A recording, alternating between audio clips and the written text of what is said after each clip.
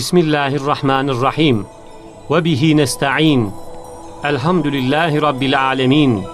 Ve salatu ve selamu ala seyyidina Muhammedin ve ala alihi ve sahbihi ecma'in. In the name of Allah, the Merciful, the Compassionate. And from Him do we seek help. All praise be to Allah, the Sustainer of all the worlds, and blessings and peace be upon our Master Muhammad, and on all his family and companions. Brother, you wanted a few words of advice from me, so listen to a few truths included in 8 short stories, which, since you are a soldier, are in the form of comparisons of a military nature. I consider my own soul to need advice more than anyone, and at one time I addressed my soul at some length with 8 words inspired by 8 verses of the Quran from which I had benefited. Now I shall address my soul with these same words, but briefly and in the language of ordinary people. Whoever wishes may listen together with me.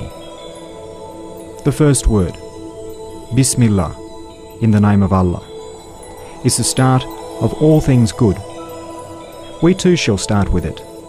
Know, O my soul, just as this blessed phrase is a mark of Islam, so too it is constantly recited by all beings through their tongues of disposition.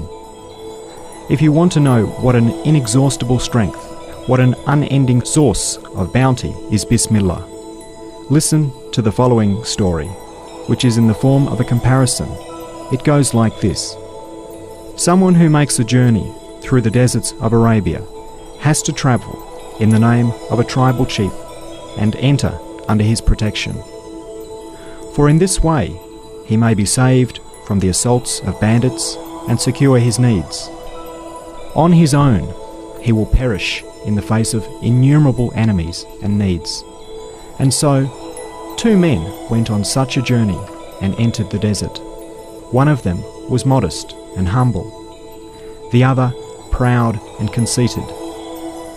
The humble man assumed the name of a tribal chief, while the proud man did not. The first travelled safely wherever he went.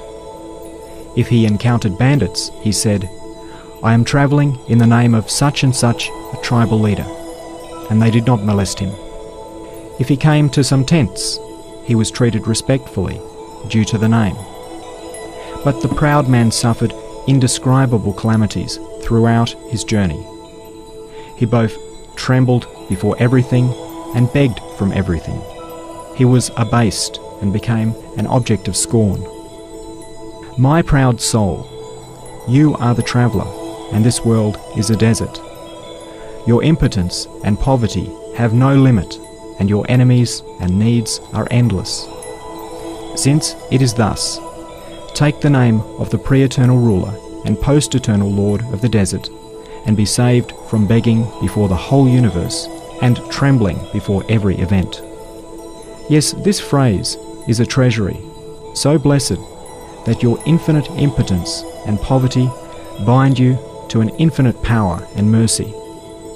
It makes your impotence and poverty a most acceptable intercessor at the court of one all-powerful and compassionate. The person who acts saying, "In the name of Allah," resembles someone who enrolls in the army. He acts in the name of the government. He has fear of no one. He speaks, performs every matter, and withstands everything in the name of the law and the name of the government. At the beginning we said that all beings say, "In the name of Allah," through the tongue of disposition. Is that so?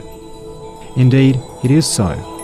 If you were to see that a single person had come and had driven all the inhabitants of a town to a place by force and compelled them to work, you would be certain that he had not acted in his own name and through his own power, but was a soldier, acting in the name of the government and relying on the power of the king.